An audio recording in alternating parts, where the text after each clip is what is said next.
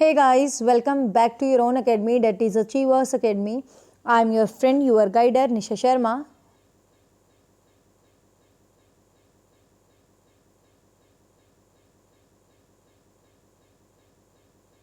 यहाँ से आपको क्वेश्चन मिलेंगे 100%। तो आज की क्लास में मैं आपको करंट अफेयर्स डिस्कस कर रही हूँ जो DPPP में मोस्ट इंपॉर्टेंट मुझे नज़र आ रहे हैं वो, ठीक है। वैसे तो करंट अफेयर्स बहुत होते हैं, बट जो थोड़े से इंपॉर्टेंट लगेंगे मैं उन पॉइंट्स को डिस्कस करूँगी। तो ये तो सबको पता है भाई, राष्ट्रपति अपने रामनाथ कोविंद जी हैं, 14वें राष्ट्रपति हैं, ध्यान रखना। उपराष्ट्रपति एम वेंकैया नायडू हैं जो कि 13वें उपराष्ट्रपति हैं। और सबको पता है प्रधानमंत्री जी का कौन है अपने। अब कुछ इंपॉर्टेंट जो मैं क्वेश्चंस कराऊंगी ना, सिर्फ उन पे फोकस करना, वहाँ से क्वेश्चंस आपको मिल जाएंगे एग्जाम में। मुख्य न्यायाधीश आपसे पूछा जाता है कई बार, मतलब आपको पता है ना, सर्वोच्च न्यायालय का जो मुख्य न्यायाधीश होता है NV रमणा है, ठीक है। वो कौन है प्रेजेंट में? NV रमणा, जो कि 48वें हैं, जो कि कौन है भाई? 48वें। अटॉर्नी जनरल ऑफ इंडिया कौन है? के वेणुगोपाल, के वेणुगोपाल, ठीक है। ये PDF मैं टेलीग्राम ग्रुप पे शेयर कर दूंगी, सो डोंट बी कंफ्यूज। इन सबको करने की जरूरत नहीं है। और राज्यसभा का जो सभापति होता है, आप सबको पता है उपराष्ट्रपति जो होते हैं वही राज्यसभा के सभापति होते हैं, तो वो श्री M वेंकैया नायडू ही हैं। फिर ध्यान रखना आपको, जो निर्वाचन आयोग है उसके मुख्य आयुक्त कौन है? सुशील चंद्रा है, ठीक है। जो इलेक्शन कमेटी है अपनी, उसके मुख्य जो आयोग है, मतलब जो मुख्य अध्यक्ष हैं वो सुशील चंद्रा हैं, ठीक है। ध्यान रखेंगे इस पॉइंट को भी। फिर कैग एक संस्था होती है ना, नियंत्रक है महालेखा परीक्षक, जो कैग के अध्यक्ष हैं वो गिरीश चंद्र मुर्मू हैं, जो कि अपॉइंटमेंट्स में से हमेशा एक क्वेश्चन पूछा जाता है करंट में, एक खेल में से, एक अपॉइंटमेंट्स में से, इस टाइप से, एक आर्ट एंड कल्चर में से, तो ऐसे क्वेश्चंस पूछे जाते हैं। एक कुछ योजनाएं चली हैं उनमें से, एक कुछ शॉर्ट एब्रीविएशंस होती हैं उनमें से, तो ये चीज़ आप ध्यान रखेंगे, ठीक है। फिर ये आपको पता ही है अध्यक्ष कौन है भाई, तीनों सेनाओं का अध्यक्ष भी आपको पता होना चाहिए बेसिकली हर एग्जाम के लिए, कि वायुसेना के जो अध्यक्ष हैं air chief marshal RKS Bhadauria ji हैं, 26वें हैं। नौसेना के अध्यक्ष एडमिरल करमबीर सिंह हैं जो 24वें हैं। थल सेना के अध्यक्ष जनरल मनोज मुकुंद नरवाने हैं, ठीक है। तो ये तीनों अध्यक्ष भी आपको बेसिकली ध्यान रखना है कि वायुसेना के भदौरिया हैं तो भागते रहते हैं हवा में, ठीक है। नौसेना के करमबीर सिंह, अच्छे कर्म करो, पानी की कश्तियों में घूमने को मिलेगा, ऐसे याद करना। थल सेना के जनरल मनोज नाम अपना ऐसे ही लगता है जैसे कि सिंपल आदमियों का, तो थल सेना के अध्यक्ष, ठीक है। तो ऐसे करके याद कर लेना।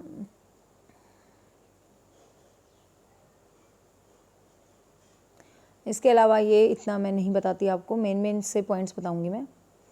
अब आपको आयोगों के अध्यक्ष पता ही है भाई, नीति आयोग के जो अध्यक्ष हमेशा प्रधानमंत्री होते हैं, नरेंद्र मोदी जी जो नीति आयोग के अध्यक्ष हैं। अध्यक्ष सबको पता होता है, उपाध्यक्ष याद रखना राजीव कुमार, ठीक है। उपाध्यक्ष याद रखना राजीव कुमार जी हैं। नीति आयोग के जो CEO हैं वो अमिताभ कांत है, कई बार एक क्वेश्चन पूछा गया है। नीति आयोग के CEO हैं अमिताभ कांत हैं, ठीक है, वो ध्यान रखना। क्वेश्चन पूछ ले अब क्या, आपको 26 जनवरी पे कौन था वो जो मुख्य क्या बोलते हैं चीफ? तो कोई भी नहीं था भाई, कोरोना करके, ध्यान रखना। किसी को नहीं बुलाया था अब की बार बाहर से due to COVID-19 corona virus के चलते, ठीक है। और जो CEO हैं रेलवे बोर्ड के वो सुनीत शर्मा हैं। रेलवे बोर्ड के जो CEO हैं वो कौन है भाई? सुनीत शर्मा हैं, ठीक है। अब कुछ इकोनॉमिकल जो संगठन हैं, कुछ मतलब इकोनॉमिक्स ऑर्गेनाइजेशंस हैं, उनके अध्यक्ष की यदि बात करें तो फिक्की के जो महासचिव हैं दलीप चिनाय हैं। फिक्की के महासचिव दलीप चिमाय हैं, ठीक है, ध्यान रखना इनका नाम। कई बार ये FICCI के अध्यक्ष पूछ ले जाते हैं एग्जाम में, तो ध्यान रखना। रिजर्व बैंक के अध्यक्ष शशिकांत दास हैं, 24वें हैं, ठीक है। केंद्रीय जो रिजर्व बैंक है अपना RBI है, जो मुख्य गवर्नर है RBI के वो शशिकांत दास हैं, जो कि 24वें गवर्नर हैं। इनसे पहले उर्जित पटेल थे, 24वें, सॉरी ये 25वें हैं शशिकांत दास, 24वें उर्जित पटेल थे इनसे जो पहले थे, ठीक है। उप गवर्नर हैं T रविशंकर, उप गवर्नर हैं T रविशंकर, ठीक है। तो ये मुख्य कुछ होते हैं भाई जो हमेशा पूछे जाते हैं, ध्यान रखना। अपॉइंटमेंट्स में से क्वेश्चन आता है, मतलब नॉट फॉर DSSB, कोई भी कॉम्पिटेटिव एग्जाम है जहाँ करंट अफेयर आएगी तो क्वेश्चंस आएंगे। अंतर्राष्ट्रीय संगठन जो होते हैं, जो अंतर्राष्ट्रीय संगठन है, आपको पता ना, जो यूनिवर्सल ऑर्गेनाइजेशंस बनाई गई हैं, तो उसमें सबसे पहले तो संयुक्त राष्ट्र संघ का ही नाम आता है सबसे इंपॉर्टेंट। तो एंटोनियो गुटरेस हैं, पुर्तगाल से हैं ये एंटोनियो गुटरेस, ये संयुक्त राष्ट्र संघ के अध्यक्ष हैं प्रेजेंटली, एंटोनियो गुटरेस, ठीक है, संयुक्त राष्ट्र संघ के। विश्व बैंक के जो अध्यक्ष हैं वो डेविड मलपास हैं, अमेरिका के। विश्व बैंक के जो अध्यक्ष हैं वो डेविड मलपास हैं, ठीक है। एक ये ध्यान रखना, IMF का कई बार पूछ लेते हैं, अंतर्राष्ट्रीय मुद्रा कोष जो IMF है, अंतर्राष्ट्रीय मुद्रा कोष है, उसके जो अध्यक्ष हैं वो क्रिस्टलिना जोर्जीवा है, क्रिस्टलिना जोर्जीवा है, ये भी ध्यान रखना, ठीक है। WTO के अध्यक्ष हैं नगोजी ओकोंजो इवेला, ये किसी एग्जाम में अभी हाल फिलहाल ही क्वेश्चन पूछा गया था, शायद DSSB का ही कोई PGT का पेपर था, ठीक है। WTO के अध्यक्ष हैं नगोजी ओकोंजो इवेला, तो ये भी आप क्वेश्चन थोड़ा सा ध्यान रखना, ठीक है। सार्क का भी पता होना चाहिए आपने, इसाला रुवुन वीराकुन, अजीब अजीब से नाम है, इसाला रुवुन वीराकुन, ये महासचिव हैं सार्क के, ठीक है। यूँ तो बहुत है, इतने याद करना बहुत मुश्किल सा हो जाता है। परमाणु ऊर्जा एजेंसी के ध्यान रखना, राफेल ग्रोसी, राफेल ग्रोसी परमाणु ऊर्जा के हैं, राफेल ग्रोसी। अब भाई इस साल जो महिला नियुक्तियां हुई हैं, जो कुछ एक दो इंपॉर्टेंट है वो आपको पता होना चाहिए। सेना की पहली महिला जज ज्योति शर्मा को बनाया गया है, महिला इंपॉर्टेंट है हर फील्ड में, तो सेना की पहली महिला जज ज्योति शर्मा है। सुप्रीम कोर्ट की जज बनी पहली महिला वकील इंदु मल्होत्रा हैं, ठीक है, इंदु मल्होत्रा हैं। तो इस साल की लड़ाकू विमान की जो पायलट है वो भावना कंठ बनी है, जो लड़ाकू विमान चलाएगी वही महिलाएं, तो भावना कंठ है, ठीक है। नौसेना की पहली पायलट शिवांगी जोशी बनी है, और पैरालंपिक जो समिति है जिसके फिलहाल में ओलंपिक्स चल रहे हैं, दीपा मलिक जो है उनकी अध्यक्ष हैं, ठीक है, तो ये हाल फिलहाल हैं। और चंद्राणी मुर्मू सबसे युवा महिला सांसद हैं, ठीक है। और पहली जो ट्रांसजेंडर ट्रांसजेंडर जो थर्ड जेंडर होता है, male female and third gender, ठीक है, तो ट्रांसजेंडर जो चुनाव राजदूत नियुक्त हुई है, गौरी सामंत नियुक्त हुई है, ठीक है भाई, वो गौरी सामंत नियुक्त हुई है, ध्यान रखना। और प्रधानमंत्री मोदी जी को बहुत सारे ही अवार्ड मिले थे, आपको पता है, जिसमें ये उनके जो है अवार्ड्स हैं, ये इतना इंपॉर्टेंट आई थिंक नहीं पूछा जाएगा क्वेश्चन खास, ठीक है, एक आधा पूछ सकते हैं मान लो, तो ये ध्यान रख लेना। ऑर्डर ऑफ अब्दुल अजीज़ ये सऊदी अरब की गवर्नमेंट ने दिया था। द ग्लोबल गोलकीपर अवार्ड मिल बिंडा मेलिंडा गेट्स फाउंडेशन ने दिया था, ठीक है। और UAE की गवर्नमेंट ने जायद अवार्ड दिया था इनको, ठीक है। और legion of merit award America की गवर्नमेंट ने दिया था। और 2020 में जो अपना 71वां गणतंत्र दिवस था, उसके जो अध्यक्ष थे, अध्यक्ष नहीं मतलब गेस्ट बोलते हैं, तो उसके गेस्ट थे ब्राज़ील के राष्ट्रपति थे भाई जायोर बोल्सोनारो, ध्यान रखना। लेकिन 2021 में किसी को भी नहीं बुलाया था, जैसे हमारे यहाँ एक ट्रेंड है कि हम 26 जनवरी पे किसी बाहर के इंसान को एक गेस्ट के रूप में इनवाइट करते हैं, तो 2020 का ध्यान रखना है, क्योंकि यही पूछा जा सकता है। 21 का तो कोई भी नहीं था, तो 21 का पूछे गणतंत्र दिवस का अतिथि तो कोई नहीं था, 20 का पूछे तो ब्राज़ील के राष्ट्रपति जायोर बोल्सोनारो था, ठीक है, ध्यान रखना। एक ये आपको पता है नोट बहुत सारे न्यू प्रिंट हुए हैं भाई, तो नोटों पर किस किस के पिक्चर हैं ये भी आपको रिसेंट में पता होना चाहिए। तो 10 रुपये के नोट पे कोणार्क का सूर्य मंदिर छपा हुआ है, 20 रुपये के नोट पे एलोरा की गुफाएं छपी हुई हैं, 50 रुपये का जो नोट है उस पर हम्फी का एक रथ है पत्थर का बना हुआ, 100 रुपये के नोट पर रानी का वाव ये कोई एक प्लेस है वो है, 200 रुपये के नोट पे सांची के स्तूप बने हुए हैं, 500 रुपये के नोट पे लाल किला बना हुआ है, और 2000 रुपये का जो नोट है उस पर आपको पता है मंगलयान का पिक्चर बना हुआ है, ठीक है। तो ये पिक्चर भी आप पता होना चाहिए, जस्ट नॉलेज होनी चाहिए आपको। यहाँ से एक क्वेश्चन बहुत आया है DSSB में, हर बार क्वेश्चन आया भाई, तो ये क्वेश्चन देख लेना, मैंने आज तक हर बार देखा ये क्वेश्चन, ठीक है। कहीं ना कहीं कोई ना कोई तूफान आता है, तो ये क्वेश्चन आता है कि ये तूफान कहाँ से संबंधित था। तो एक यास तूफान आया था जो हाल फिलहाल किसी पेपर में पूछा भी गया है, तो यास तूफान उड़ीसा और पश्चिम बंगाल में आया था, अम्फान या यास के नाम से जाना गया था, उड़ीसा या पश्चिम बंगाल में आया था, ठीक है। ताउते जो तूफान आया वो महाराष्ट्र एवं गुजरात में, तो महाराष्ट्र और गुजरात में जो तूफान आया उसका नाम था ताउते। कई बार देखा मैंने हर एग्जाम में क्वेश्चन आपको ये पूछ लेंगे, ये मतलब ऐसे तास नामक तूफान कहाँ पर आया था, नीचे 4 ऑप्शंस गिवन होंगे, ठीक है। डायने चक्रवात मेगागास्कर में आया था, डायने चक्रवात। बुरेवी चक्रवात तमिलनाडु में आया था, बुरेवी चक्रवात तमिलनाडु में। अब इतना टाइम नहीं था कि मैं इनकी शॉर्ट ट्रिक्स बनाऊं और ये आपको याद करवाऊं, बस मेरे माइंड में सिर्फ ये था कि मैं कुछ क्विक रिवीजन ऐसी दे दूं करंट अफेयर के कि जहाँ से एग्जाम में कुछ क्वेश्चंस तो एटलीस्ट आ जाएं। तो बस आप इसको एक दो बार सुनोगे तो होप सो आपको ऑप्शन दे के माइंड में क्विक मतलब हो जाए, ठीक है।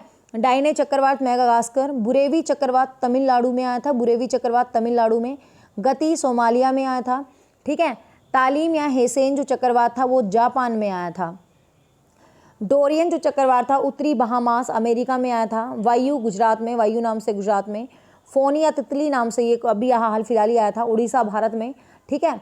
और वामको या निवार या उस्मान या वामको जो तूफान आया था वो फिलीपींस में आया था, ठीक है। निवार तूफान तमिलनाडु या पदुचेरी या पांडिचेरी में आया था।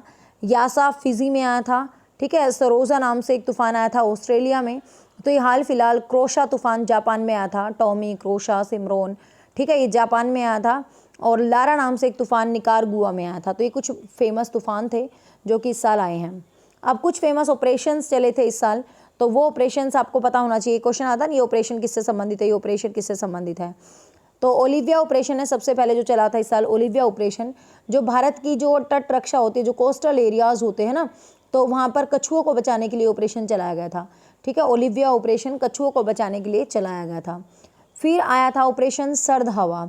सर्द हवा ऑपरेशन क्या था, राजस्थान में जो वेस्टर्न एरिया था, तो वहाँ पर जो सीमा वगैरह थी, मतलब जो सीमा पे लोग थे, जो बल थे, उनकी सिक्योरिटी के लिए, मतलब एक तरह से घुसपैठ को रोकने के लिए चलाया गया था। ऑपरेशन ग्रीन, टमाटर आलू प्याज के अतिरिक्त जल्द नष्ट होने वाली जो कृषि के लिए था, मतलब आपको ध्यान रखना ऑपरेशन ग्रीन, ग्रीन से ही समझ आ जाएगा, कृषि के लिए था। समुद्र सेतु, समुद्र सेतु ऑपरेशन क्या था, नौसेना द्वारा जो ऑक्सीजन कंटेनर था, तो वो शिपमेंट करते थे, फटाफट शिपमेंट हो जाए, तो उसके लिए समुद्र सेतु चलाया गया था। ठीक है, तो ये तो कुछ नाम से भी ध्यान आ रहे हैं, टिकटॉक हो रहे हैं मतलब माइंड में। ऑपरेशन नमस्ते, कोविड-19 को निपटने के लिए जो थल सेना ने एफर्ट्स किए थे, उसको ऑपरेशन नमस्ते का नाम दे दिया गया था। ऑपरेशन वनीला, नौसेना द्वारा मानवीय सहायता और आपदा रहित, मतलब नौसेना ने जो मानव की सहायता के लिए चलाया था, ऑपरेशन वनीला चलाया था। ऑपरेशन संकल्प जो था वो भारतीय नौसेना ने ही चलाया था खाड़ी प्रदेशों में। ऑपरेशन बंदर क्या था, बालाकोट में स्ट्राइक कोड था ऑपरेशन बंदर, कहीं जैसे बालाकोट में स्ट्राइक कर रही थी सेना, तो वहाँ पर एक कोड बना दिया था ऑपरेशन बंदर नाम से। ठीक है, ऑपरेशन थर्स्ट क्या था, जो रेलवे प्रेशर हैं, रेलगाड़ियाँ हैं, वहाँ पर जो अनब्रांडेड चीज़ें थी, मतलब जैसे गलत बोटल्स बिक रही थी पानी की, तो उन पर रोक लगाया था। थ्रस्ट वाटर से रिलेट हो रहा है ना, ऐसे याद करना। समुद्र मैत्री ऑपरेशन था, वो इंडोनेशिया में आपको पता भूकंप आया था, सुनामी आया था, तो उसकी मदद के लिए चलाया गया था ऑपरेशन मैत्री, जिसमें सबने सहयोग भी दिया था।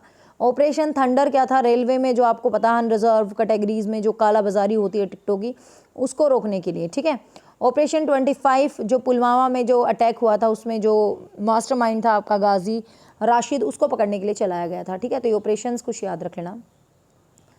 फिर कुछ मिशंस भी चलाए गए थे, जिसमें चंद्रयान मिशन आपको पता है, GSLV जो उपग्रह से प्रक्षेपण रॉकेट से हुआ था 22 जुलाई 2019 को। ठीक है, ये मिशन जो है काफ़ी इंपॉर्टेंट था।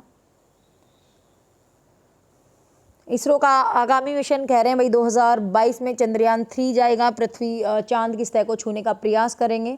कुछ ये अपकमिंग मिशंस जो है आ रहे हैं। फिर कुछ फेमस मोबाइल पोर्टर गवर्नमेंट ने लॉन्च किए हैं इस साल की, कुछ मोबाइल पोर्टर हैं, तो किस ने किस बात के लिए लॉन्च किए हैं। ठीक है ना, सलाम दिल से पहल HDFC बैंक ने है, महामारी के दौरान जो डॉक्टर्स वगैरह हैं उनको आभार व्यक्त करने के लिए चलाया था सलाम दिल से पहल। ठीक है, योगा ऐप आपको पता है नरेंद्र मोदी जी ने डिफरेंट लैंग्वेजेस में योगा सिखाने के लिए किया गया था।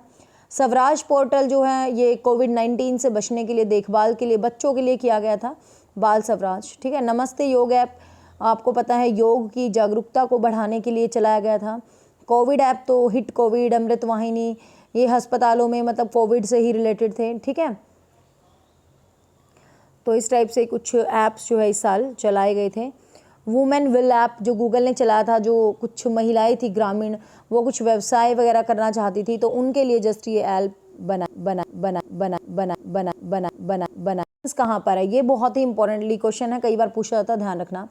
तो अंतर्राष्ट्रीय ऑर्गेनाइजेशन जैसे श्रम आयोग है, जो लेबर ऑर्गेनाइजेशन है, वो जेनेवा में है।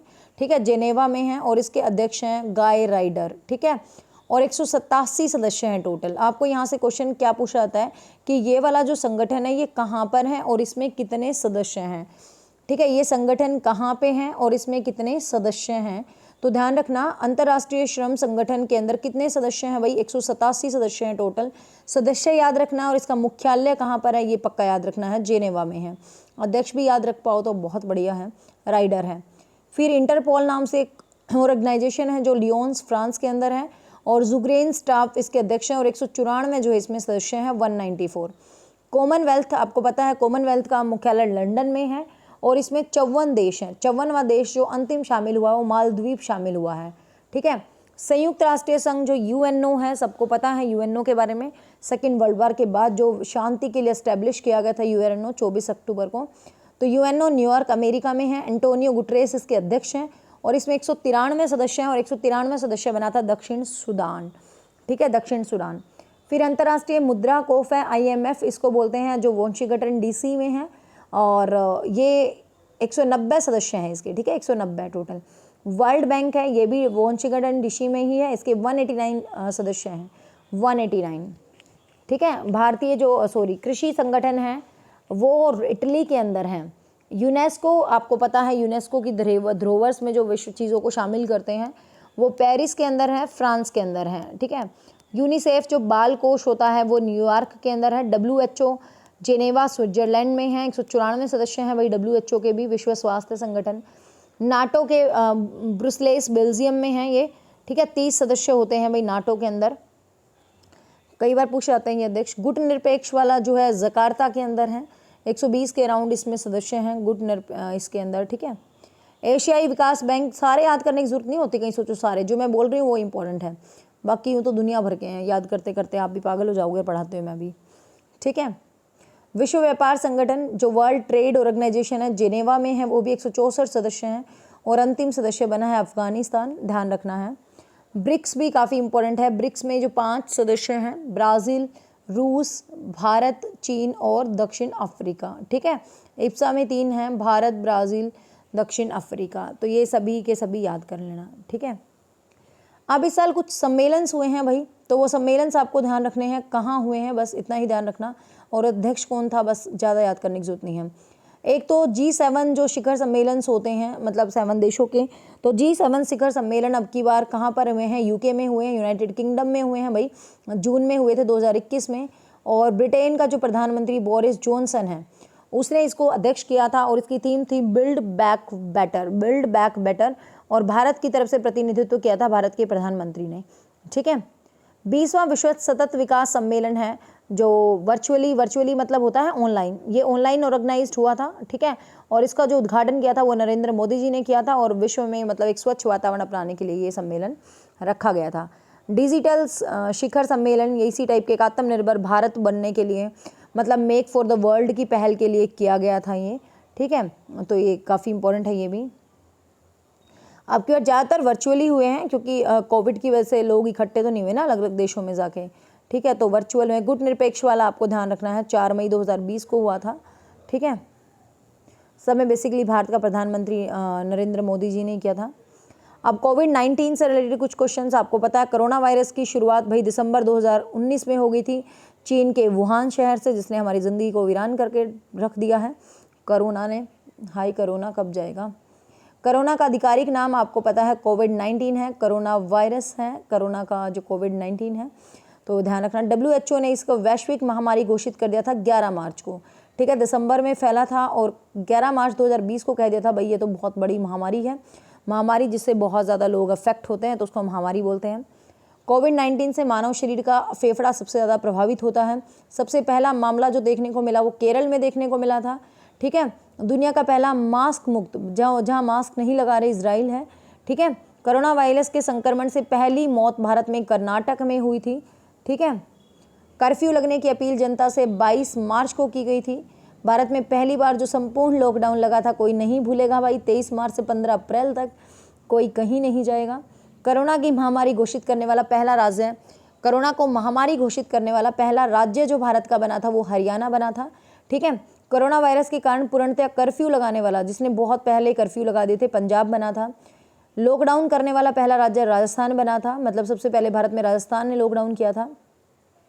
प्रोटोकॉल लागू करने वाला दुनिया का पहला एयरपोर्ट कोरोना वायरस में वो इटली का था, यूफी मिनोसो एयरपोर्ट कुछ करके, ठीक है। भारत के पहले कोविड-19 वैक्सीन प्राप्तकर्ता कौन थे? सबसे पहले वैक्सीन लगी थी मनीष कुमार को, ठीक है। पहले प्रधानमंत्री जिनको कोविड हुआ था, सबको पता है इंग्लैंड के प्रधानमंत्री को हुआ था, वही बोरिस जॉनसन को कोविड हुआ था पहले, ठीक है। कोरोना के कारण टोक्यो ओलंपिक से बाहर होने वाला देश कनाडा था। रोगियों का पहला प्लाज्मा बैंक जो खोला गया था वो दिल्ली में खोला गया था। भारत का पहला राज्य जो कोरोना मुक्त हो गया था वो गोवा हो गया था, ठीक है। कोविड-19 के खिलाफ कुहुडोल पहल मणिपुर राज्य ने की थी कोविड-19 के लिए। यूरोपीय देश सबसे पहले कोविड से मुक्त हुआ था स्लोवेनिया, ठीक है। टेस्ट की सुविधा देने वाला भारत का पहला एयरपोर्ट, दिल्ली एयरपोर्ट पर भी टेस्ट लग गए थे, आपको पता है। कोरोना का टीका विकसित करने का दावा करने वाला पहला देश रूस था, सबसे पहले कि मैंने टीका बनाया भाई, जीवन वायु उपकरण का विकसित करने वाला ITI रोपड़ ने जीवन वायु मतलब ऑक्सीजन काइंड विकसित किया था। डेल्टा और कंपा वायरस को जो पहचान लिया था WHO ने, तो ये इनको क्या नाम दिए गए थे? B16, ये साइंटिफिक से नाम है, ठीक है। B.1.6.17.1, ठीक है, ये नाम है, ध्यान रखना। जानवरों के लिए कोरोना का पहला टीका विकसित करने वाला देश भी रूस ही बना है। ऑक्सीजन सिलेंडरों से परिवहन हेतु भारतीय रेल ने पहली ऑक्सीजन एक्सप्रेस चलाई थी, कौन सी भाई? विशाखापट्टनम से नागपुर थी, ठीक है। दूसरी रेल चली थी बोकारो से लखनऊ। भारत की पहली वैक्सीन आपको पता है कोवैक्सीन थी, ठीक है। बायोटिक जो भारत का ICMR है, चिकित्सा अनुसंधान परिषद है, उसने इसका निर्माण किया था। कोविशील्ड का जो निर्माण हुआ है वो सीरम इंस्टीट्यूट पुणे में, ऑक्सफोर्ड एस्ट्राजेनेका, ठीक है, पुणे में। टीका उत्सव कोविड-19 11 अप्रैल से 14 अप्रैल के बीच शुरू में टीके शुरू किए गए थे।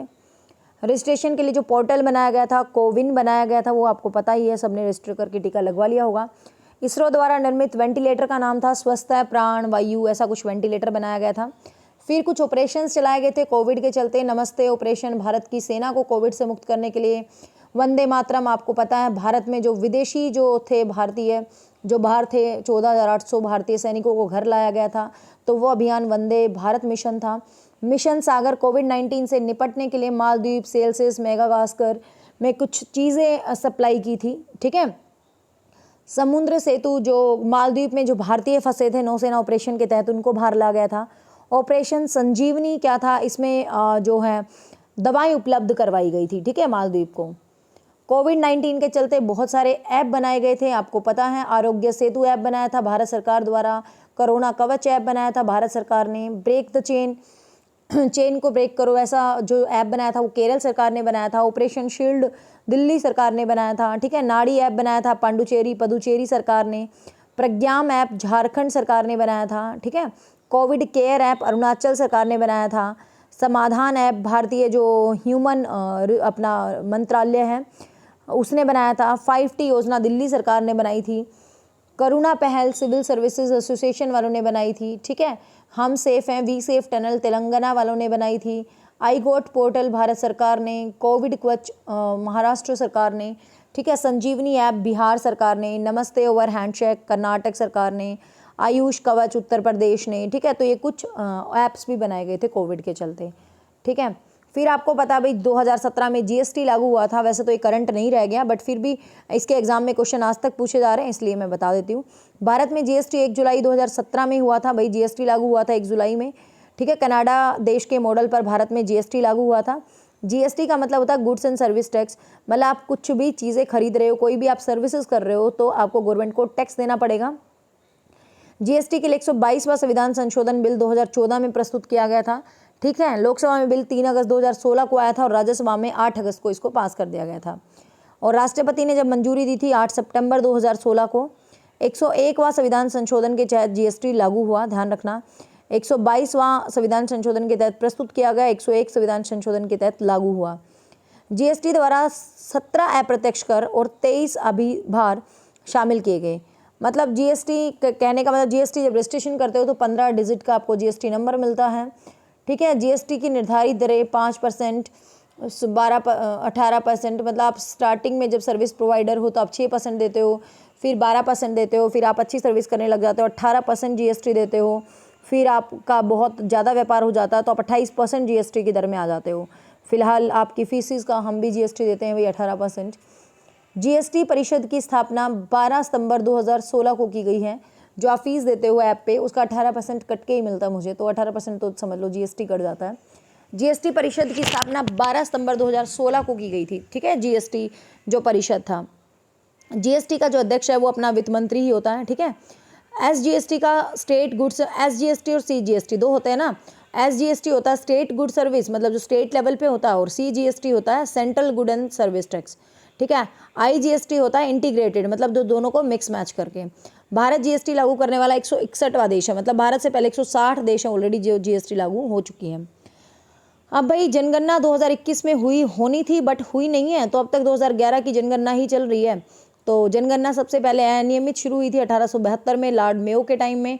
फिर नियमित जनगणना आपको पता है 1881 में लॉर्ड रिपन के टाइम में हुई थी, ठीक है। और आज़ादी की पहली जनगणना 1951 में हुई थी। क्लियर। और जनसंख्या महाविभाजन वर्ष कहलाता 1921। क्यों? क्योंकि इस साल जनसंख्या, हर बार आपको पता जनसंख्या 10 साल में बढ़ी मिलती है, ये पहला ईयर था जब जनसंख्या बढ़ी नहीं मिली थी, तो इसलिए जनसंख्या महाविभाजन वर्ष भी कहलाया था। ठीक है। विश्व जनसंख्या दिवस 11 जुलाई को मनाया जाता है। 2011 में देश की 15वीं जनगणना थी। स्वतंत्र भारत की पूछे तो 7वीं थी, वैसे 15वीं थी। ठीक है। जनगणना में 19 क्वेश्चन थे भाई, ये वो बड़े, महिलाएं, पुरुष, फलाना धकड़ा ऐसे करके। ठीक है। विश्व की जनसंख्या भारत में 17.5% है। पुरुषों की जनसंख्या 62.31 करोड़ है। महिलाओं की जनसंख्या 58.74 करोड़ है। शिशु जो हैं मतलब 0 से 6 वर्ष के लिए 16.44 करोड़ हैं। देख लो कितनी जनसंख्या भारत की।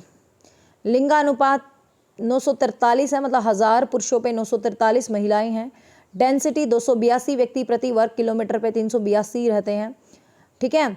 साक्षरता दर 73% है, पुरुषों की ज़्यादा 80%, महिलाओं की अब भी कहीं ना कहीं कम है 64%। सर्वाधिक जनसंख्या वाला भारत का राज्य सबको पता है यूपी है, यूपी में सबसे ज़्यादा जनसंख्या है।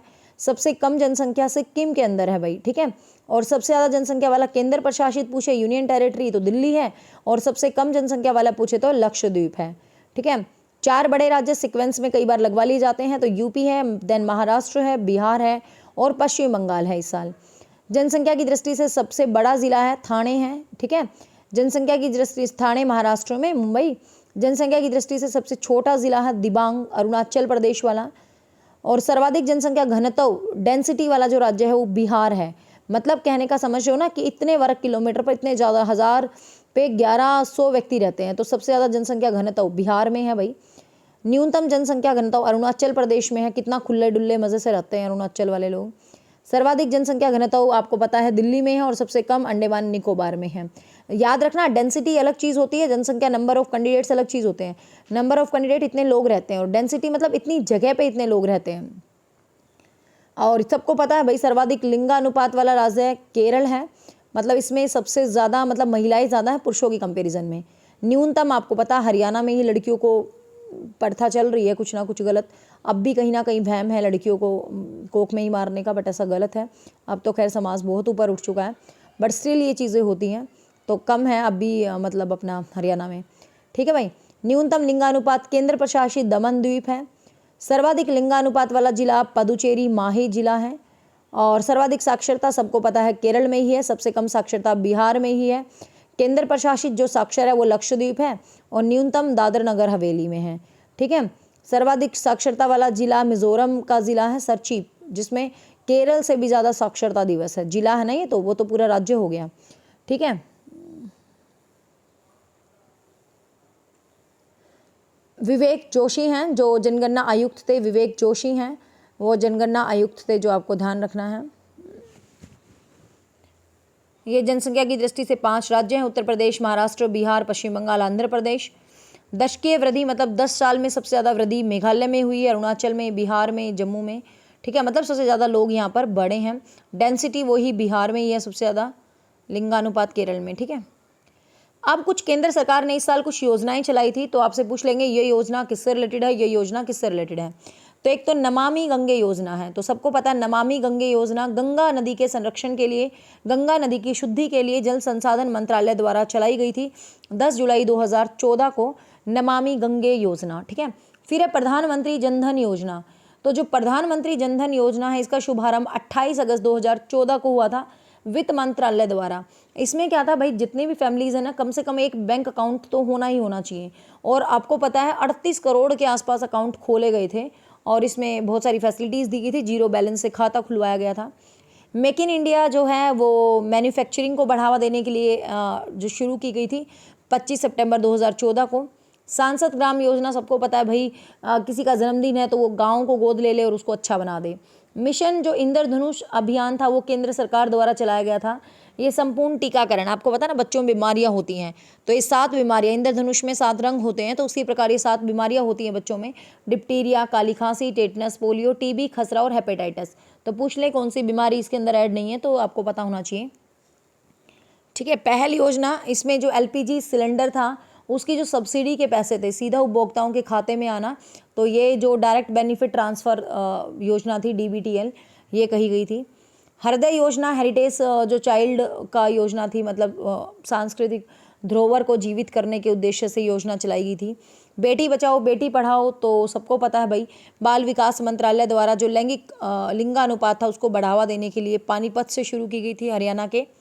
प्रधानमंत्री जो मुद्रा योजना है, माइक्रो यूनिट्स डेवलपमेंट है, इसमें कुछ ना कुछ जो फैसिलिटीज़ उपलब्ध, वित्तीय सहायता उपलब्ध करवाना, जैसे कहते हैं ना कुछ लोन वोन लेके आप अपना शुरू करना चाहो। उजाला योजना नाम से ही क्लियर है, उजाला, ये बिजली की खपत को कम करने के लिए LED लाइट्स बांटी गई थी, है ना, कि सब LED लगाओ भाई। ये पहले जो बल्ब लगाते थे पीले पीले रंग वाले, वो मत लगाओ, अब Ujala, Unnat Jyoti by affordable LEDs for all, तो उजाला योजना थी। प्रधानमंत्री सुरक्षा बीमा योजना भी थी। इसमें क्या था, जो 18 से 70 वर्ष के बंदे थे, कोई भी भारतीय नागरिक, उसको भाई बीमा 1-2 लाख रुपए तक का दुर्घटना बीमा मिल सकता था, बीमा से रिलेटेड थी। जीवन ज्योति जो योजना थी, जीवन ज्योति, उसमें यही था, मतलब एक तरह से LIC थी कि भाई आप इतना प्रीमियम भर दो, आपको इतने रुपए मिलेंगे। अटल पेंशन योजना में भी क्या था, भाई आप अपना पैसा बैंक में जमा करवा दो, आपको पेंशन मिलेगी, ठीक है। अमृत योजना, अमृत योजना में स्मार्ट सिटी बनाने के लिए कुछ शहरों को चुना गया था, ठीक है। 100 शहरों को लगभग विकसित करना था, सिंगापुर ने इसमें स्पॉट किया था। आवास योजना में कुछ नए घर बनाए गए थे लोगों के लिए। डिजिटल मिशन योजना में आपको पता है डिजिटलाइज कर रहे थे सरकारी सेवाओं को कुछ ना कुछ। कृषि सिंचाई योजना में पानी उपलब्ध करवाना था। स्किल इंडिया मिशन के अंदर युवाओं में स्किल डेवलपमेंट जो करवानी थी, 2015 में ही आई थी। तो ये आपको होगी मैम करंट का क्वेश्चन कैसे हो गया, लेकिन स्टिल ये क्वेश्चन पूछ ले जाते हैं, करंट से स्टैटिक में कन्वर्ट हो गए, बट ये क्वेश्चन आप भी एग्जाम के लिए इंपॉर्टेंट है। सागरमाला सड़क, जो बंदरगाह वगैरह था, जो पोर्ट था, उनको सड़क और रेल से जोड़ना था, तो सागरमाला योजना चलाई गई थी, ठीक है। उदय योजना जो है कोयला मंत्रालय के द्वारा चलाई गई थी, जिसमें जो कंपनियां थी बिजली वगैरह वितरण करने वाली, उनको घाटे से उबारना था, ठीक है। झारखंड पहला राज्य जुड़ा था। सेतु भारतम योजना सड़क और परिवहन द्वारा चलाई गई थी।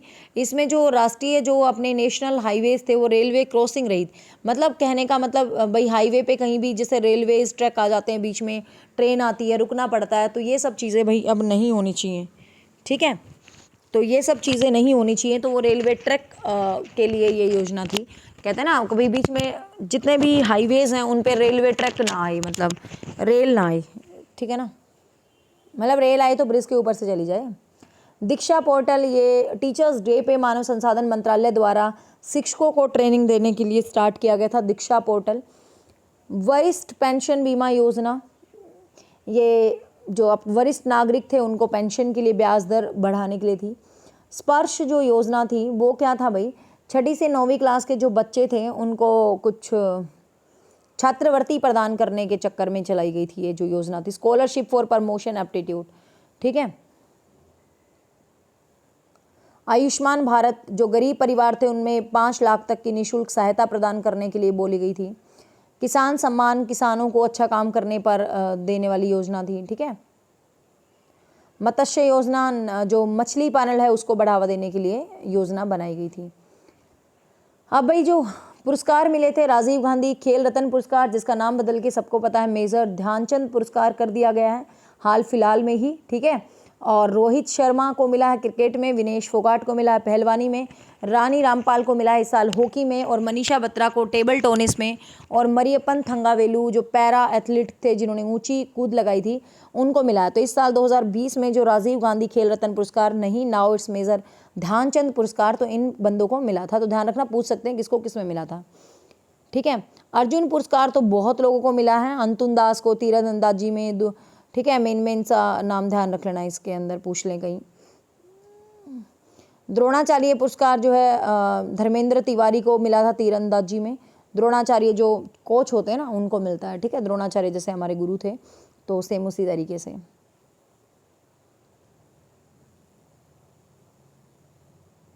राजीव गांधी खेल रत्न पुरस्कार में 25 लाख रुपए राशि दी जाती है, अर्जुन पुरस्कार में 15 लाख, द्रोणाचार्य में 15 लाख, द्रोणाचार्य नियमित 10 लाख, ध्यानचंद पुरस्कार 10 लाख, ठीक है। नोबेल आपको पता है इस बार जो नोबेल मिले हैं चिकित्सा में, यदि बात करें नोबेल मिला है माइकल हुटेन को अमेरिका का, Harvey Alter America, Charles M Rice Britain, इनको चिकित्सा में नोबेल मिला है। फिजिक्स में जो नोबेल मिला है रोजर पेनरोज को, रेनहॉर्ड गेंजेल को, एंड्रिया गेज को, इनको फिजिक्स के लिए मिला है, ठीक है। और जो केमिस्ट्री के लिए नोबेल मिला है इमैनुअल चार्पियर और जेनिफर ए डोनेडा को मिला है। शांति के लिए यूएसए की एजेंसी है वर्ल्ड फूड प्रोग्राम, उनको मिला है, जो भुखमरी के खिलाफ जिन्होंने हेल्प की थी। इकोनॉमिक्स में पॉल और मिलग्रेम और रॉबर्ट विल्सन को नोबेल मिला है। साहित्य में लुइस गुल्क को नोबेल मिला है, ध्यान रखना, ये इंग्लिश में भी ये क्वेश्चन पूछा जा सकता है। इंग्लिश लिटरेचर में लुइस गुल्क को, अमेरिकी जो पोइट हैं लुइस गुल्क, उनको जो है अब की बार लिटरेचर का नोबेल मिला है। इंग्लिश लिटरेचर वाले बच्चे स्पेशल ध्यान रखिए, क्वेश्चन पूछा जा सकता है आपको। मिस वर्ल्ड 2019 आपको पता है, मिस वर्ल्ड का अब की बार फ्रांस के ओपेली मोजिनी, ठीक है। और भारत की सुमन राव तीसरे स्थान पर रही और जो विनर रही थी Tony N Singh. Miss universe का जो खिताब जीता मैक्सिको की एंड्रिया मेजा ने जीता था। भारत रत्न पुरस्कार 2019 पूर्व राष्ट्रपति प्रणब मुखर्जी, संगीतकार भूपेन हजारिका और समाज सेवी नानाजी देशमुख को मिला था। साहित्य अकादमी अवार्ड अंधुति सुब्रमण्यम को मिला है अब की बार साहित्य अकादमी अवार्ड। हिंदी में अनामिका, संस्कृत में महेश चंद्र गौतम और उर्दू में हुसैन उल हक को मिला है, ठीक है।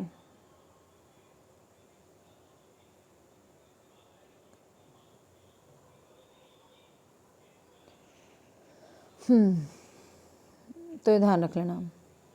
ग्रैंड स्लैम, ये भी कई बार वही टेनिस की प्रतियोगिताएं हैं, पूछी जाती हैं। पुरुष एकल में नोवाक जोकोविच हमेशा यही जीतता है, सर्बिया का बंदा है। और डेनियल मेदवेदेव को बहुत बार पूछा जाता है भाई ग्रैंड स्लैम टेनिस प्रतियोगिता पुरुषों की किसने जीती, तो आपको पता है ऑस्ट्रेलियन होती है और फ्रेंच होती हैं, ठीक है, एक विलम्बडन, ये 3 होती हैं। और ये है ना हर बार एग्जाम में पूछ ली जाती हैं एग्जाम में, ठीक है। तो जीत ध्यान से देखो, विनर याद करने की जरूरत नहीं है, नोवाक जोकोविक की है सब में। देखो ध्यान से सुनना कि विलम्बडन का भी और फ्रेंच ओपन का भी और ऑस्ट्रेलियन ओपन का भी 2021 का तीनों का विनर है ना यही है, पुरुष एकल में नोवाक जोकोविच, सर्बिया का बंदा। तो ठीक है, विनर याद करना आपके लिए एकदम आसान हो गया है इसका। तो पूछ लेगा नोवाक जोकोविच ने ऑस्ट्रेलियन ओपन में किसको हराया, तो डेनियल मेदेव को तो ऑस्ट्रेलियन ओपन में हराया, फ्रेंच ओपन में स्टेफनोस को हराया और इसमें मेटेयो बेट्रेनी को हराया, ठीक है। कोविड के चलते एकल प्रतियोगिता हुई थी, डुएल नहीं हुई थी। और अमेरिकी ओपन 2020 में डोमिनिक थीमस था। अब भाई यहाँ से एक क्वेश्चन हमेशा पूछा जाता है, करंट बुक्स हैं ये कुछ इस साल जो कुछ फेमस किताबें आई हैं, तो वो किताब और उनका राइटर पता होना चाहिए। A struggle with in the memory of the emergency, Ashok Chakravarti की बुक है, ठीक है। The art of consuming alternate reality, Shivam Shankar Singh की है। The pregnancy bible, Kareena Kapoor Khan की है, क्या किताब लिख देती है, ठीक है। The light of Asia, Jairam Naresh की है।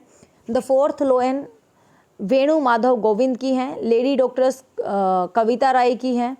यूँ तो बहुत सारी हो जाएंगी। Nathuram Godse, the story of Gandhi, SNS Dhaval Kulkarni की है, याद कर लेना। It's the wonderful life, Ruskin Bond, ठीक है। The 7 sins of being a mother, Tahira Kashyap Khurrana की है। सच कहूँ तो नीना गुप्ता की बुक है, ठीक है। नेहरू तिब्बत और चीन, अवतार सिंह भसीन की बुक है।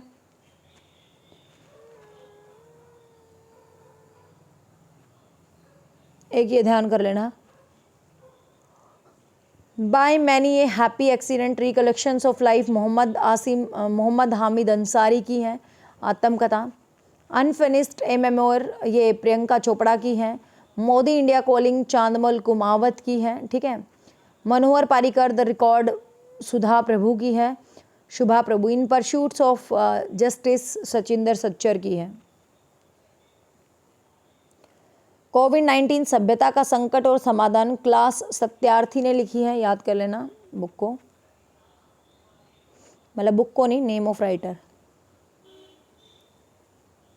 ये आपको पता ही है भाई, कुछ इंपॉर्टेंट डेज हैं जो कई बार पूछ जाते हैं। भारतीय प्रवासी दिवस 9 जनवरी को मनाया जाता है। विश्व हिंदी दिवस 10 जनवरी को मनाया जाता है, विश्व हिंदी दिवस, ठीक है ना। भारत का हिंदी दिवस तो 14 सितंबर होता है, ध्यान रखना। विश्व हास्य दिवस 10 है। विश्व राष्ट्रीय युवा दिवस है, ये विवेकानंद की जयंती पे 12 जनवरी को मनाया जाता है। थल सेना दिवस भी 15 जनवरी को मनाया जाता है। राष्ट्रीय मतदाता दिवस 25 जनवरी को मनाया जाता है, ठीक है, ये मेन याद रखना। कैंसर का डे 4 फरवरी को मनाया जाता है, ठीक है। और विज्ञान दिवस 28 फरवरी को मनाया जाता है। अंतर्राष्ट्रीय महिला दिवस 8 मार्च को मनाया जाता है। और अप्रैल में 7 अप्रैल को विश्व स्वास्थ्य दिवस मनाया जाता है, पृथ्वी दिवस मनाया जाता है 22 अप्रैल को, ठीक है। मलेरिया दिवस 25 अप्रैल को, और लेबर डे 1 मई को मनाया जाता है, आपको पता ही है, ठीक है। रेड क्रॉस डे 8 मई को मनाया जाता है। अंतर्राष्ट्रीय नर्स दिवस 12 मई को मनाया जाता है। तंबाकू निषेध दिवस 21 मई को मनाया जाता है। जून में ज़्यादा इम्पोर्टेंट है विश्व पर्यावरण दिवस जो 5 जून को मनाया जाता है। विश्व रक्तदाता दिवस जो 14 जून को मनाया गया है, लेटेस्ट, ये भी ध्यान रखना है आपको, ठीक है। विश्व दूध दिवस में मना दिया भाई 1 जून को। जुलाई में चिकित्सक दिवस और जीएसटी दिवस 1 जुलाई को मनाया जाता है। जो बैंकों का राष्ट्रीयकरण हुआ 19 जुलाई को, तो 19 जुलाई को बैंक राष्ट्रीयकरण दिवस मना दिया। जनसंख्या दिवस 11 जुलाई को होता है। कारगिल विजय 26 जुलाई। हेपेटाइटिस दिवस 28 जुलाई, ध्यान रखना। अगस्त में हिरोशिमा दिवस मना दिया क्योंकि तब बम डला था। अंतर्राष्ट्रीय युवा दिवस 12 तारीख को मनाया जाता है। राष्ट्रीय युवा 12 जनवरी को मनाया जाता है, ध्यान रखना। और अंतर्राष्ट्रीय युवा, डिफरेंस है, राष्ट्रीय युवा 12 जनवरी, अंतर्राष्ट्रीय युवा 12 अगस्त को मनाया जाता है। राष्ट्रीय खेल दिवस मेजर ध्यानचंद जी के उसमें 29 अगस्त को मनाया जाता है। टीचर्स डे 5 सितंबर को आने वाला है। अंतर्राष्ट्रीय साक्षरता दिवस लिटरेसी डे 8 सितंबर को। हिंदी दिवस 14 सितंबर को। विश्व शांति दिवस 21 सितंबर को। ओजोन दिवस तो बहुत बार एग्जाम में पूछा गया है भाई, 16 सितंबर को मनाया जाता है ओजोन डे। विश्व पर्यटन दिवस 27 सितंबर को। सितंबर के सारे इंपॉर्टेंट ध्यान रख लेना। हार्ट दिवस 29 सितंबर को, ठीक है। अक्टूबर में जो इम्पोर्टेंट है वायुसेना दिवस है 8 अक्टूबर को। बालिका दिवस है 11 अक्टूबर को, अंतर्राष्ट्रीय है, ठीक है। संयुक्त राष्ट्र दिवस, एकता दिवस है सरदार वल्लभ भाई पटेल की 31 अक्टूबर को। इंदिरा गांधी की पुण्यतिथि 31 अक्टूबर को। नवंबर में कैंसर जागरूकता का 4 तारीख को, ठीक है। वैसे ध्यान रखना विश्व कैंसर दिवस 4 फरवरी को होता है, लेकिन कैंसर जागरूकता दिवस पूछे तो 7 नवंबर को होता है, ठीक है। विश्व शौचालय दिवस भी ध्यान रख लेना भाई 19 नवंबर को। विश्व बाल दिवस वैसे तो 14 नवंबर को होता चाचा नेहरू के उसके उपलक्ष्य में, लेकिन विश्व बाल दिवस पूछे तो 20 नवंबर को होता है, ठीक है। एड्स दिवस 1 दिसंबर को होता है। साक्षरता दिवस विश्व में कंप्यूटर के 2 को। नौसेना दिवस 4 को, ठीक है। विजय दिवस 16, पराक्रम दिवस 23, तो ये ध्यान रखना। सुशासन डे अटल बिहारी के जन्मदिन पर, जी के जन्मदिन पर मनाया गया था 25 दिसंबर। क्लियर भाई। अब कुछ दिन बनाए तो उसकी कुछ थीम बनाई थी 2021 में, ठीक है। जैसे कि 11 जुलाई को जनसंख्या दिवस था तो उसकी थीम थी the impact of the covid pandemic on fertility, तो ये इसकी थीम बना दी गई थी। तो ऐसे कुछ थीम बना देते हैं, ठीक है भाई, तो ध्यान रख लेना इस चीज़ को भी। पृथ्वी दिवस की थीम थी रिस्टोर आवर अर्थ, अर्थ को रिस्टोर करो, ठीक है। ये पृथ्वी दिवस की थीम थी जो, ठीक है।